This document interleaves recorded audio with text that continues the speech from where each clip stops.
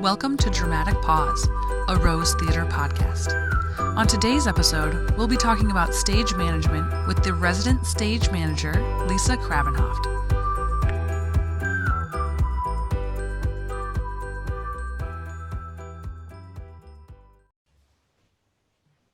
Okay, we're recording.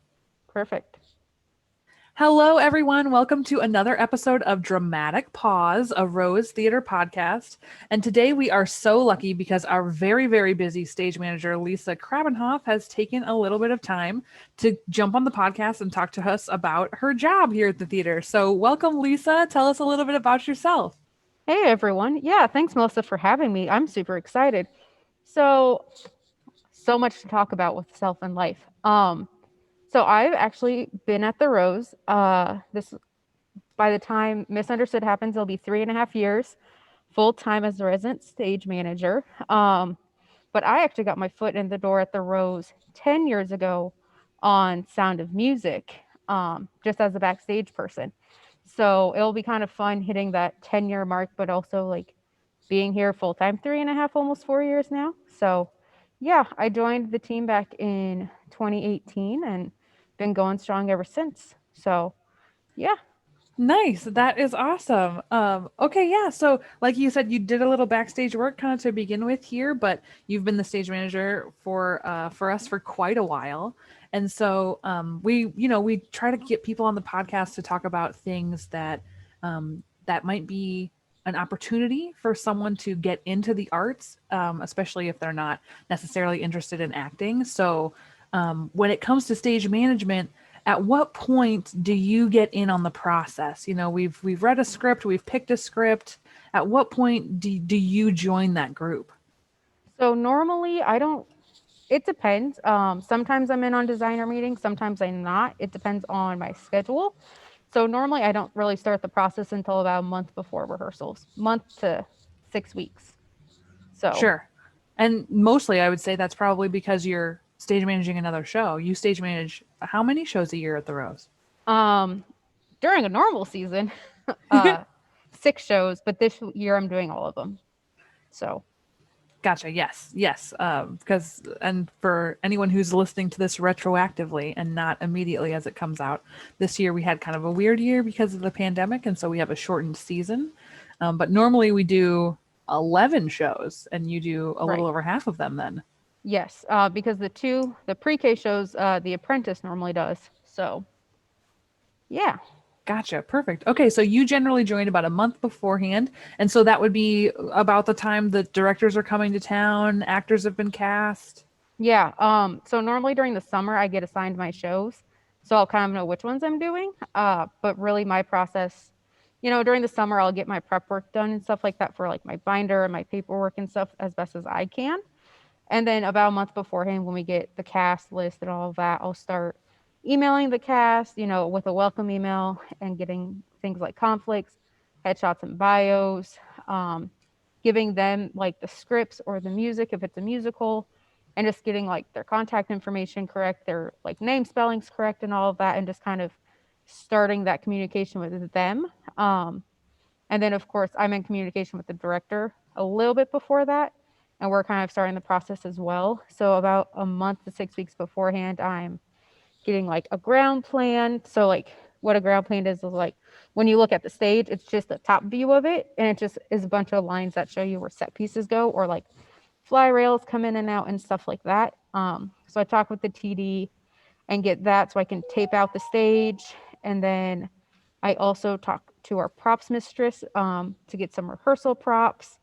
And I'll also talk to like costumes and see if we can get any rehearsal pieces if there's like anything major. So like for Don't Let the Pigeon Drive the Bus, Zach was awesome and let us use a lot of the headpieces. So like the duckling heads, like the old ladies' hats, stuff like that. So we could get used to having them on, and we could kind of figure out some problem solving things early on. And sometimes I'll also get some sound stuff from our sound engineer, Christy. So Sure. So you are really involved with kind of everybody in this process yes, because everything kind of filters through you. it really Um, does. and so when you're talking about taping out a ground plan, partially I think that's because we don't actually rehearse in the same space that we perform all the time, right? That's correct. We're normally either downstairs in a rehearsal hall at the theater, or we're actually out at the studio rehearsing. So that's kind of a big part of like talking with the director, figuring out, hey, which direction do you want to face? Do you want to face the mirrors? Do you want to face away from the mirrors? Do you want like which scenery pieces do you want taped out? Like for Don't Let the Pigeon Drive the Bus, there's a bunch of columns. We like to call them like little beads. Like that's how we describe them. And so I taped out like the location of where all that stuff was, so that way the actors know not to like run into it. Newsies was another big one to tape out. So I had to tape out like all the individual platforms and like the stair locations and stuff like that, and like which way you actually have to go up the stairs, and to make sure it was safe for everyone. Sure, So absolutely. And it gives a lot of those actors a good feel for how things are going to run once they get to the stage too. yes, So that's awesome. yes. Yeah, okay. So we actually talked to Devin on the podcast about props in general, but one thing that we didn't necessarily talk about is rehearsal props. And so what is a rehearsal prop and what's the difference between a rehearsal prop and a real prop? So a rehearsal prop can be anything. So anything from like a stick to represent the wrench, like a wrench, or it could be like two like little like PVC poles to represent a broomstick.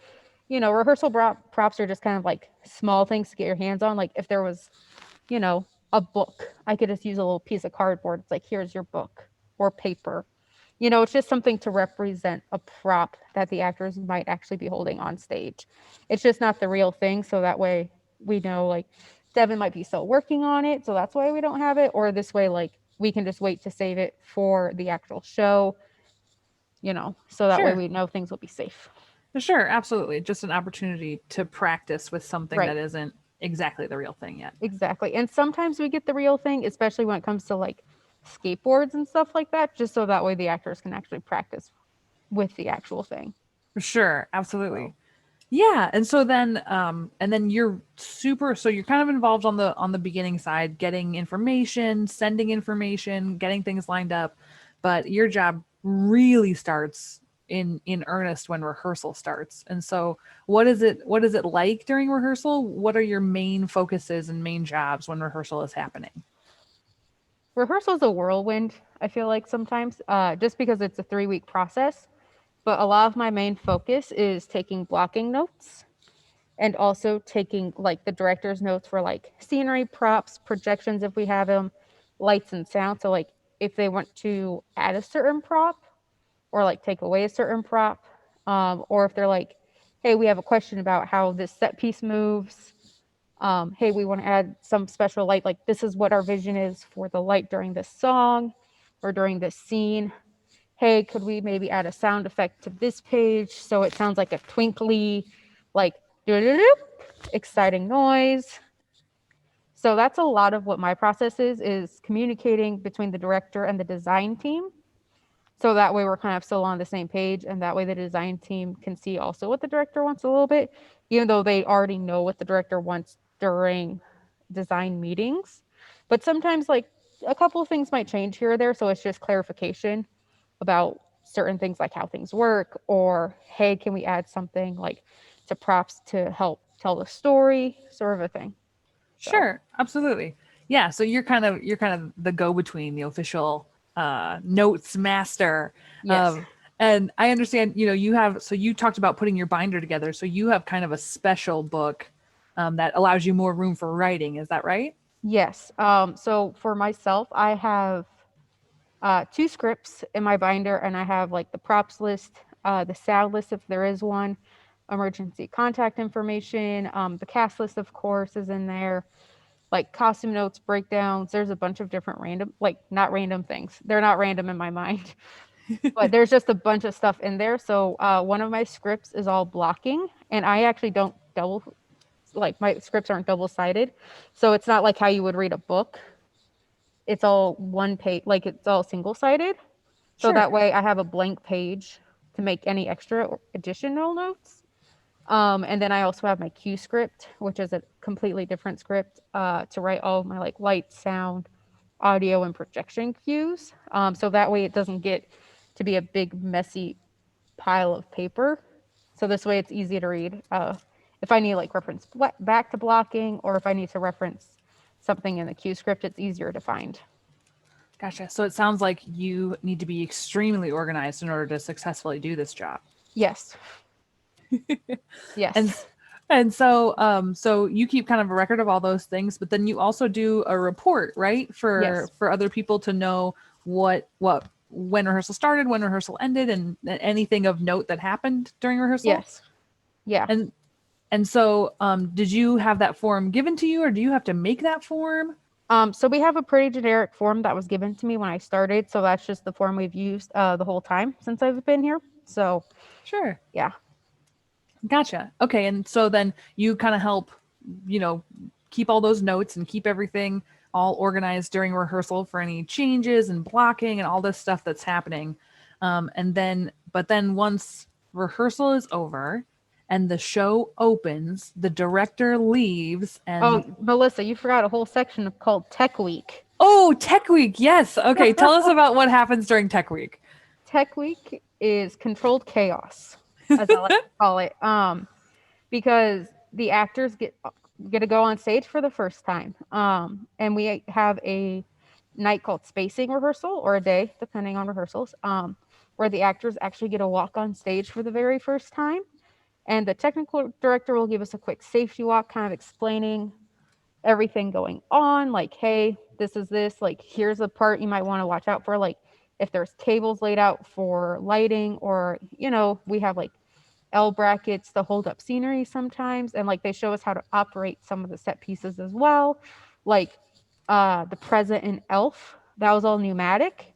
So the TD has to show us like, hey, this is where you fill it up. This, you'll hear it kind of stop when it's done being filled with air, so on and so forth. So this way we kind of know, hey, this is what's going on. This way, so that's when the tech team comes in. That's when the crew comes in, and we all kind of learn the show that night. And since we're in a completely different space before we come to stage, that's when we space out like, oh, we have so much more room on stage than in the rehearsal hall.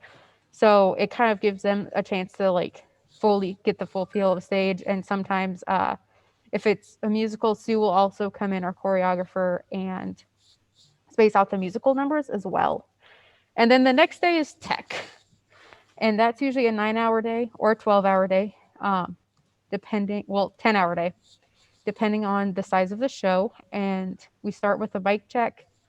Christy EQs everyone, and then we just kind of start from the start of the show and cue through the show. That's when we add lights and sound and projections and audio. So there's a lot of starting and stopping happening during that time. So it's like we go through, I miss a cue, the light designer Matt, he's like, oh, I want to go back and look at this because I need to focus a light. So it's a lot of starting and stopping throughout the process. So that way we know we have everything pretty good before we get to dress rehearsal.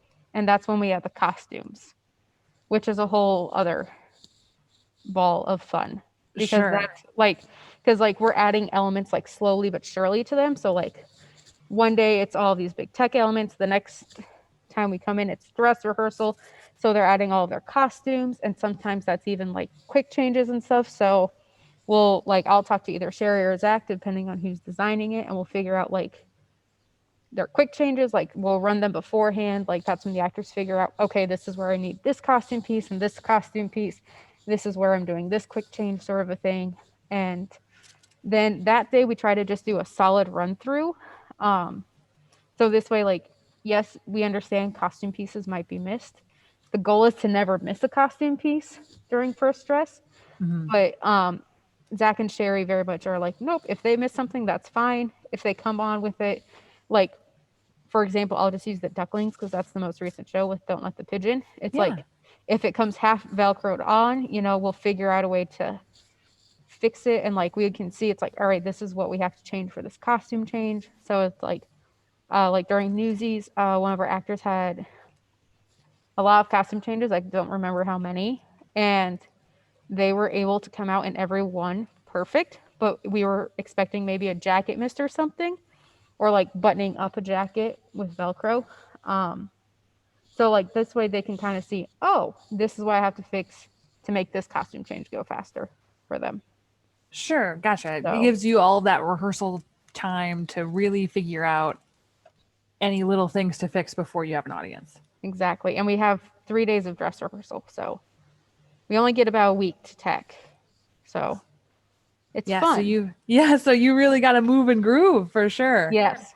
Yes. And it helps because the Wednesday before we tech, I get all of my cues from the designers.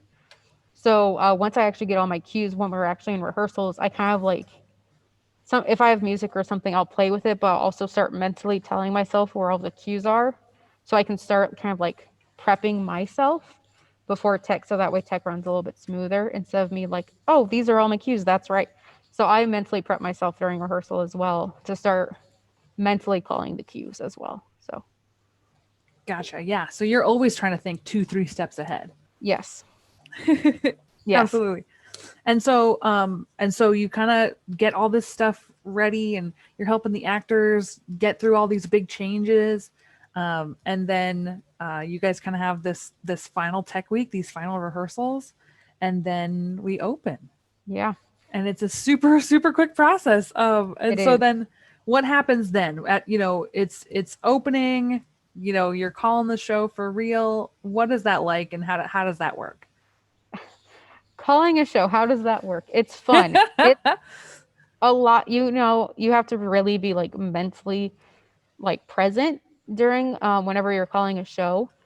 Uh, Musicals and straight plays are completely different, of course. So it's just making sure you're paying attention in your script, but also paying attention on stage because sometimes it's a line cue and sometimes it's a visual cue. So it's just a lot of that. And by like certain points, like by now, I know the script pretty well because we've been doing the show for a while. And I can just kind of watch the show and, hit my cues. But I still try to like stay in my book and turn pages so I know I don't get off anywhere. And it's just making sure that the show stays consistent, like when we first did it during tech, by the time we opened, making sure everything stays consistent and like nothing's really changing. And sometimes things do happen, like injuries happen. I'm not like knocking on wood, we haven't had any injuries lately or ever. But sometimes when injuries happen, you've got to take into consideration like, all right, they're going to have to change some things like choreography or blocking or something. So let's kind of like figure that out. And that's sometimes when Sue gets involved as well. So this way she can like either be like, all right, if they can't do this, that's fine. We'll kind of give them something else to do. So this way it's like we're keeping everyone safe and we're not forcing someone to like injure themselves further. Or like if they're having like knee problems or something, I'm pretty flexible with them. It's like I get it. Your body is not used to doing something like this like 6 days a week, which for this show it's only 4 days a week. But after a while, your body kind of does get worn out. So I'm also kind of like, all right, if you need to adjust something so you're not like on your knees for 5 minutes, okay, we can do that. Sure, So, absolutely. you know, And we've been a little lucky. We've at least with this show in particular, even though there are pigeons and ducklings, most and a puppy, most of the most of the actors play humans most of the time. right, And I think shows one that comes to mind right away is Babe the sheep pig.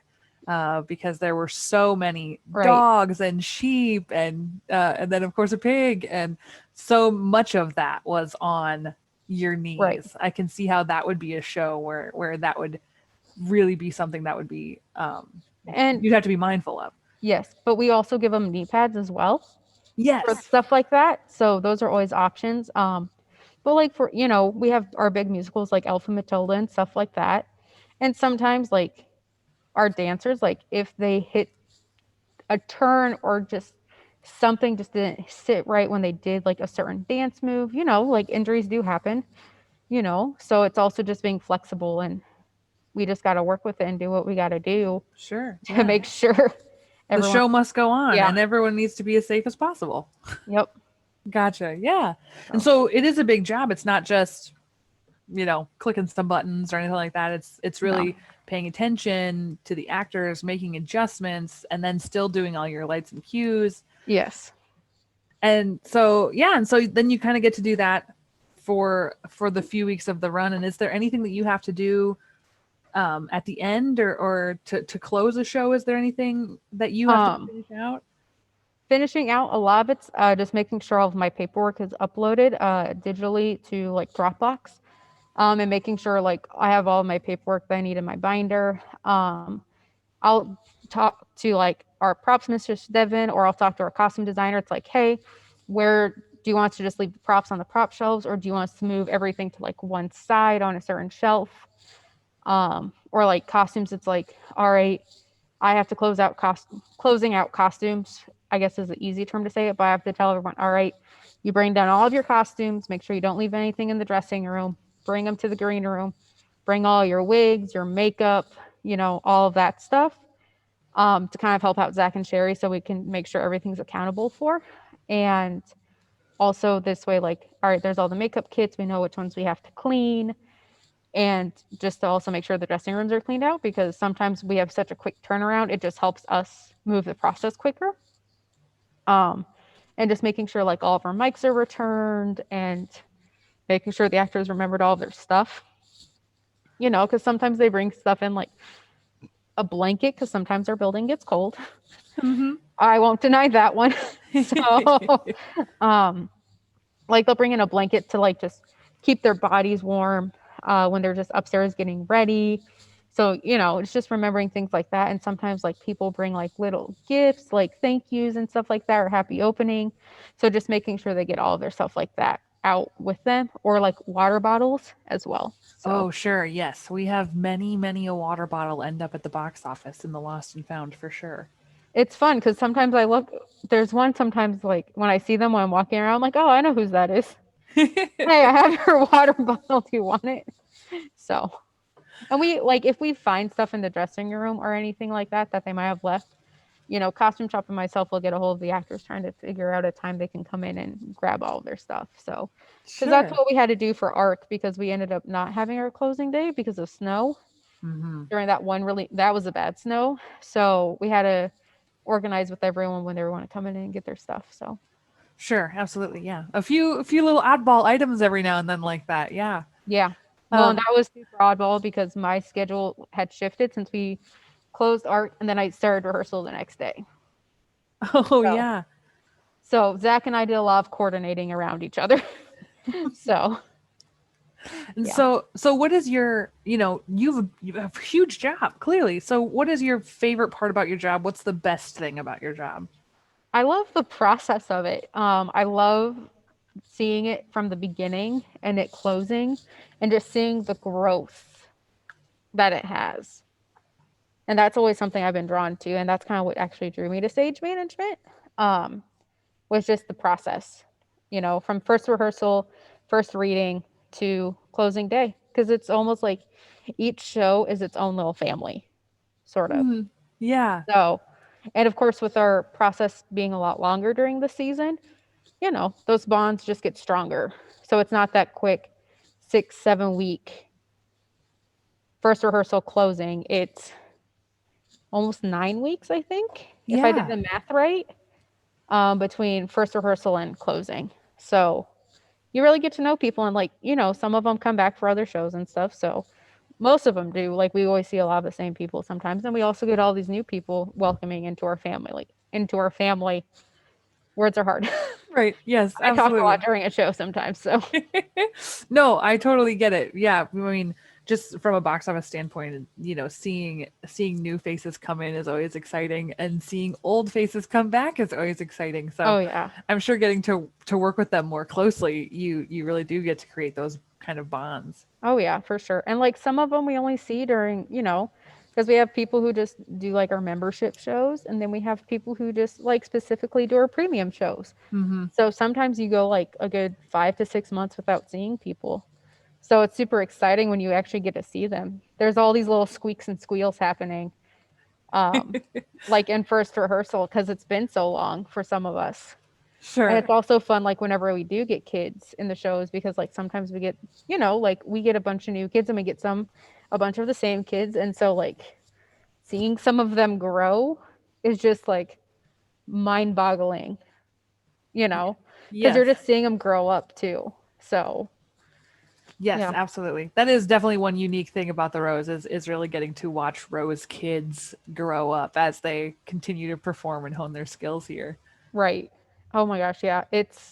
I love it. It's so fun to watch our kids, grow up and become these little professional actors. Yeah, absolutely. So, And so, if someone's listening to this podcast and they're like, that sounds like an awesome job, that's a job for me. What's something that a young person should be like practicing now? And then what kind of like education or what kind of things do they need to be doing in the future to be getting into a position like yours? ooh, loaded question there. Um, so something I learned in college. So I started theater in high school, and I mainly did backstage work, and I learned a bunch of different aspects of theater before became a stage manager. And that was the same in college, is I learned a bunch of different aspects of theater.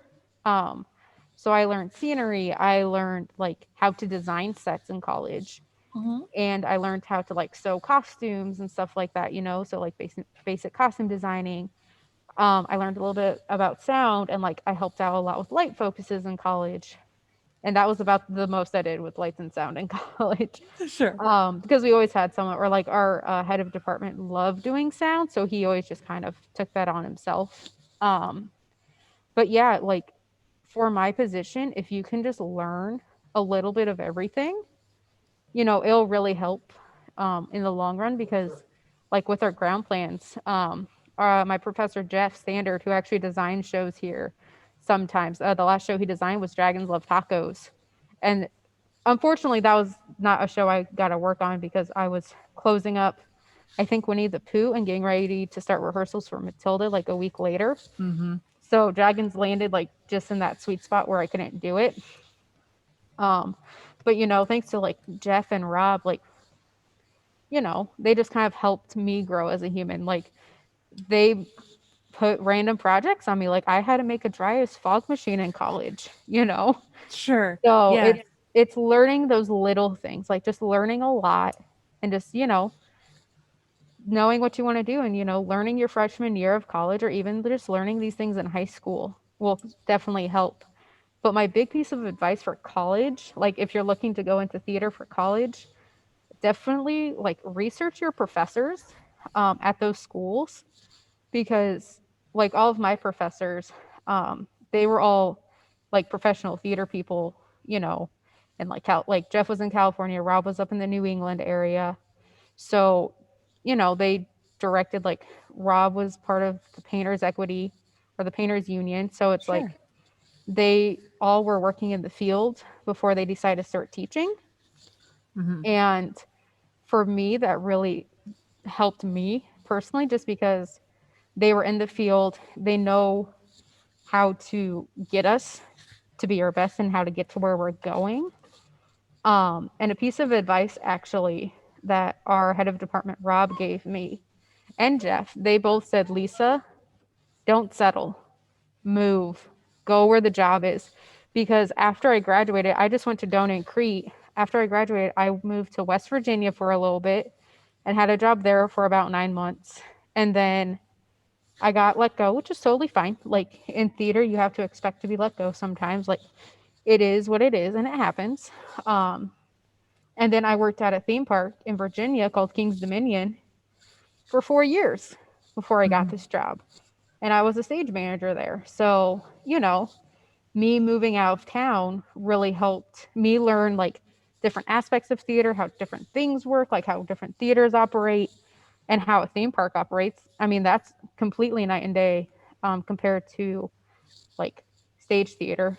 Sure. Um, so, I got to learn a lot. And that I also think really helped as well. So it's like, just move where the job is. Um, don't be scared to move. It is scary to move from your hometown. Don't get me wrong. It's really scary. Hmm. Especially because you don't know anyone where you're going. But, in the long run, it's worth it. Get those internships, get those apprenticeships, go meet new people, because like some of them, I still talk to my friends in Virginia. So Absolutely. you just got to go where the job is. Don't be scared. Just take the plunge. And who knows, you might end up back in your hometown like I did. Right. Come So, full circle. yeah, it was quite weird how full circle it came. I was like, oh, wow, I'm moving back to town a lot sooner than I thought I was going to. So, like, that's what I thought. I was like, wow, because I was expecting to still be moving around for at least another 5 to 10 years before I got this job. So, you just got to go where the job is. That's awesome. Well, So, thank you so much, Lisa, for all this time and all this advice you've given us today. And I super appreciate it because I know how busy you are. For anyone who doesn't know, Lisa had a school show this morning, had a little bit of time off this afternoon, and then she got in early to do this podcast with us. So we super, super appreciate you. Thank you again. And to everyone listening, be sure to tune in next time. We've got just a huge lineup of incredible people coming on the podcast in the next little while here. So you're definitely going to want to keep tuning in. And if you've missed any, you can always find them on our website, on our YouTube, or anywhere you get podcasts, which includes iTunes and Spotify. So thanks again, Lisa. And I hope you of have an course. awesome show tonight. Oh, I think we will. It's a fun show. It's a fun cast. It'll be great. So, All all right. right. Bye bye. Bye. Thanks, everyone.